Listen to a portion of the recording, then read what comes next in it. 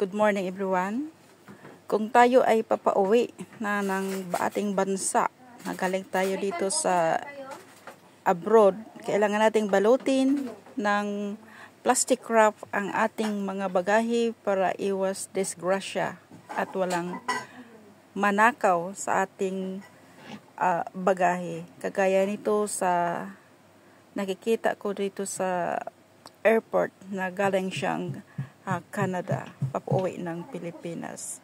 So, guys, ingat na lang tayo. Kailangan nating i-wrap ang ating bagahe. With OFW man o balikbayan, i-secure nyo po ang inyong mga bagahe. Kung maaari, ibalot nyo po ng cling wrap dahil kapag ito hindi nakabalot, mataas po ang posibilidad na pwede itong pagnakawan o di kaya ay pumutok dahil sa maling pag-handle ng mga nagdidiskarga ng mga bagahe sa airport. Kahit kasi anong airlines ang sakyan natin, kung ganitong klase naman ang mga nagdidiskarga ng mga bagahe, masisira at puputok talaga ang ating mga bagahe. Tulad nitong nangyari sa isa nating kababayan na galing Canada, ang nadismaya matapos makita na nakalabas na ang laman ng kanyang bagahe at nagkalat sa sahig sa loob ng NAIA Airport at wala na umunong padlock ang kanyang bagahe at di matukoy kung sinadya ba itong buksan para pagnakawan. Anong hinanak nila dito? Wala akong kayamanan dito. Anong nangyari dito? Mayroong susi ito. Nawala ang susi. May susi yan. Hanapin mo. Walang susi? Wala.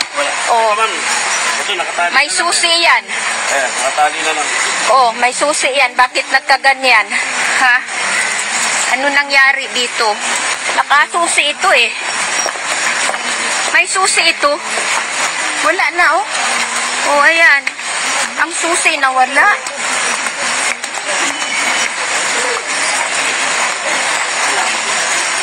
Ba't siya lumabas?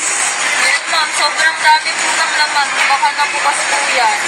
Oh, pero bakit? Hindi na po kasya tumampian sa bag. Kaya mas mainam mga kababayan, ipabalot nyo ng silupin ang inyong mga bagahe para kapag halimbawa kung puputok man ang bagahe, hindi maglaglagan ang inyong mga gamit dahil balot ito ng silupin at para mahirapan din yung mga magnanakaw na buksan ang inyong mga bagahe dahil napakadelikado na po ng panahon ngayon. Kaya protektahan nyo po ang inyong mga pinaghihirapan. Check nyo mabuti. Naku, ewan ko. Tingnan natin, ma'am. Ang pinagtataka ko kasi walang susi. Kung aware po kayo sa TSA, ma'am. Sa ano kasi ako galing sa Canada. Since sa Edmonton, ng Vancouver to Taipei, then dito. Ang pinagtataka ko kasi wala na yung susi. Kung nasaan yung susi. Nagra-random checking din po kasi sila, ma'am, sa Canada pag ine-x-ray po yung mga bag. Baka tinanggal din po nila.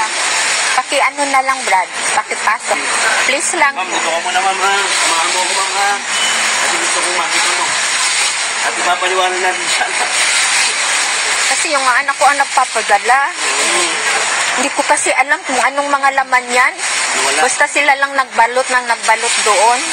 Kaya sa mga pauwi sa Pilipinas, sa lahat ng sasakay sa eroplano, magsilbing aral po ito sa atin mga kababayan. At dapat kunan nyo ng litrato ang laman ng inyong bagahe para kapag halimbawa nangyari ito sa inyo at may nawala, may maipakita kayo na patunay kung ano yung mga gamit na nawala sa inyong bagahe. At dapat bago kayo lumabas sa airport, suriin nyo po muna ang inyong bagahe. Hanggang dito na lamang po, mag-ingat po kayo palagi kung saan